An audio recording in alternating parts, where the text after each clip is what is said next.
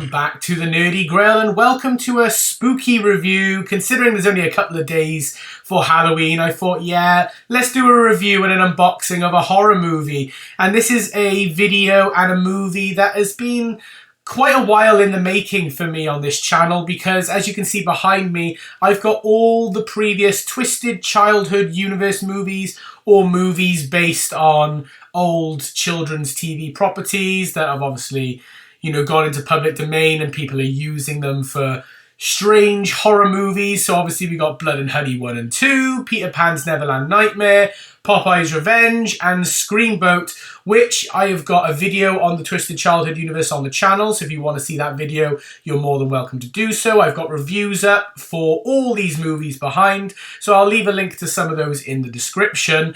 And in my Twisted Childhood Universe franchise discussion, I briefly talked about the latest one that came out then in July and actually came out physically here in the UK yesterday on Monday the 27th of October, and I was able to pick that up today. I am, of course, talking about Bambi The Reckoning. Yes, the latest in the Twisted Childhood universe before we get the next one, which I believe is Pinocchio Unstrung. But yeah, the one thing that I will say that I'm a little bit disappointed about is here in the UK, unlike the previous releases, at the moment and at time of reviewing and recording this video, this is only available here on DVD, which is really a shame, especially for my OCD, as I've got all the rest on Blu-ray and now I've got this one on DVD. But I am going to do a little unboxing of this DVD so we can have a little look, we'll read the description, and then I'm going to pause the video, go and review and watch the movie, and then I'll come back and I'll give you my overall thoughts on the movie because I've not actually seen this movie. So here is the front cover of the DVD. It says, "Welcome to his stomping grounds." A very vicious looking image of Bambi there. The logo has changed multiple times for Bambi The Reckoning. I quite like that with the picture of Bambi in the middle of the M. Bambi The Reckoning. It is rated 15. There is then the spine of the DVD, which simply says Bambi The Reckoning. And then there is the back. This did cost me $7.99 and I picked this up from a trip to HMV earlier today. And there is the description of the movie at the front.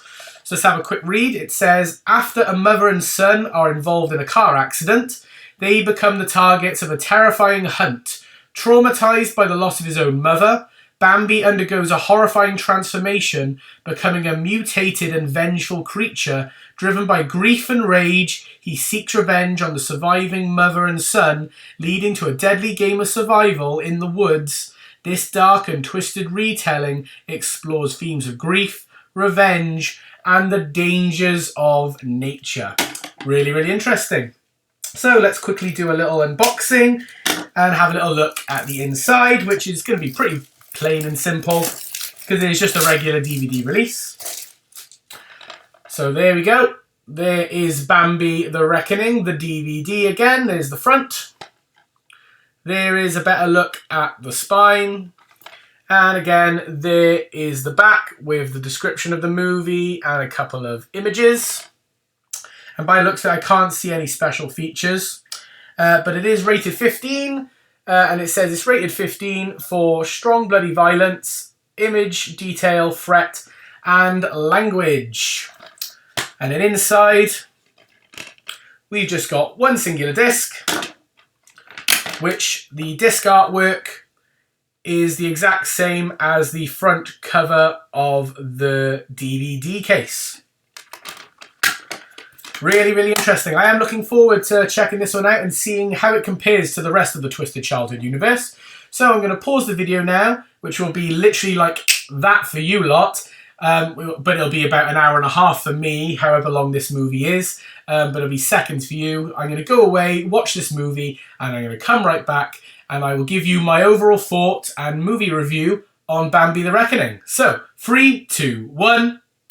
And we are back an hour and 21 minutes later, and I have just finished watching Bambi The Reckonings, the next in the Twisted Childhood universe. So this film was roughly 81 minutes, so an hour and 21 minutes, which seemed fairly short, and it did seem to go kind of quick, but there was times where it did drag here and there, and I did have to check the time to make sure how long we had left. This one had a budget of around 250,000, but sadly, it seems like this one is a little bit of a flop in comparison, as it's only made roughly about $534,000. So realistically, compared to the others, it's not actually done very well, which is a bit of a concern, to be perfectly honest, because I kind of do want this franchise, strangely enough, to continue, because it is a bit of a weird and wacky franchise. Now, this film was based upon a novel titled Bambi in the Life of the Woods, by Felix Salten, I think. Yeah, I had to write that down, by Felix Salten. And does start in a bit of an animation storybook fashion like the previous films have done, giving us a bit of a silhouette-y animation to the initial story of Bambi, so you sort of know where we're at and the context behind why Bambi is on a rampage and looks a bit mutated and vicious. Basically, obviously, Bambi, mother dies, meets up with a new partner, they have a child, the mother then gets hit by a car and taken away and assassinated by hunters. The child vanishes and presumably gets taken. Bambi then, wandering around, drinks some contaminated water, which is a major theme of this, is man tearing down nature and infecting nature, causes Bambi to mutate and then goes on a lustful killing spree, which we find out is in search of Bambi's child. You then cut to our two main characters of Zana and her son Benji, who are going to visit their Benji's father and see some family members at a local house. They get in a taxi, which is then attacked by Bambi. So it's quite quick-paced. And then they arrive at the house. They meet up with some characters named Harrison and Harriet. Some of the other family members that they're there to see, the brothers of the father. And all of them sort of get picked off one by one, because you also meet Mary, who's the grandmother character, who's like a bit mad and potentially suffering with trauma or PTSD after maybe an encounter with Bambi. You know, she draws pictures of Bambi, paints pictures. Bambi then invades the house and starts killing off people one by one. A couple of them manage to escape in this like caravan. Bambi chases it down. There's this really weird chase scene. A couple of them get out because there's a tree that's covering the path, so they try to get rid of it. One of the family members gets his ankle caught in a tyre when the mum and the boy character tries to drive away from Bambi. They make the child drive the caravan, which I think is the most bizarre choice ever. And they end up dragging the uncle along the floor. And then after miles, they run out of petrol and you can see the mangled corpse of the uncle. And the child has the gall to say, "Is he all right?" I remember that gave me a bit of a chuckle. They then follow the grandmother into the woods, where they come across all these skeletons and these bones and remains, previous victims of Bambi, we're imagining. Eventually they do get sort of picked up by these hunters, because there's a B plot going on with these hunters going around who are hunting deer, hunting animals. They're supposedly hunting any mutations that's gone on, because there's a secret plot going on the side. They encounter them, who then bring them back to their little factory steelworks area, where they encounter Simon, who's the dad of Benji. We find out that actually Benji's dad is behind everything and is trying to cover his tracks so he doesn't go to prison, whereas they're trying to lure Bambi in so they can take out Bambi once and for all, so that they can clear their names. And then there's a massive final confrontation with Bambi. Bambi supposedly gets killed. And the main characters do end up surviving. You know, Zana, Benji, and the grandmother do end up surviving. But there is a post-credits text that does say that Bambi will return, which we sort of know from all these films. None of the main characters end up dying in these films, and they're going to come back because we got that Pooniverse Monsters Assembled thing going on next year or the year after. I can't remember now. But so that is a brief explanation of what actually goes on in the film, but let's actually talk about whether it's a good film or not. I think overall, if I was to give this film a rating out of 10, I'd probably give it maybe a 4.5 to a 5 if I'm being generous, but probably like a 4.5, because the acting is kind of hit or miss. Sometimes it seems okay and passable. Other times it seems like a bit of a stretch, and it seems like it was definitely their first take. They didn't seem to be playing it very seriously. There's lots of stock sound effects. You've got the Wilhelm scream at the end as well. I would say as well, visually, it's a very dark movie, which, you know, is fine to a degree, but there's not many locations, especially when it's all shot in the middle of the woods. Some of the side characters as well were just written in and written out. Like the other family members, like Harriet and Harrison, they were in like 2 scenes and then gone. You know, it just felt a bit rushed. I did like the inclusion of mutated rabbits, definitely going based on the character of Thumper from Bambi, which I thought that was quite a nice little touch.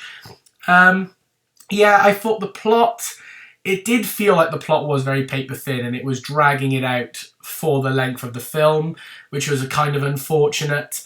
Yeah, and it did feel, even though it's part of this Pooniverse, it did feel the most disconnected, because at least with Peter Pan Neverland's Nightmare, I believe there was a reference to the Pooh movies, and then obviously both Pooh movies have a link, whereas this one felt really disconnected. So it would be nice, since it's building up this sort of MCU style but for monsters, if they could have had more of a connection. I thought the design of Bambi looked terrifying, but the problem is there was times where it stood out too much and looked very obviously computer generated and looked a bit silly at times. So it sort of took me out of the immersion a bit. There was very predictable jump scares. The cues were obvious. So it wasn't really the most scary of the films. Like there was a couple of times in Peter Pan's Neverland Nightmare where I actually felt a bit jumpy. And even in Blood and Honey 2, I jumped a couple of times. But this one didn't really scare me. And that was a bit of a shame. And yeah, so overall, it was an okay movie. The theming of grief was definitely there. I thought, the theming of, man versus nature, there was consequences for the actions. Like, for example, one of the characters, Harrison, I believe, one of the children, he got separated from everyone else, and he came across the Thumper bunny character, and he just decided to kick the rabbit, and the rabbit went flying. I partly laughed, and I really feel sorry, I shouldn't have done that.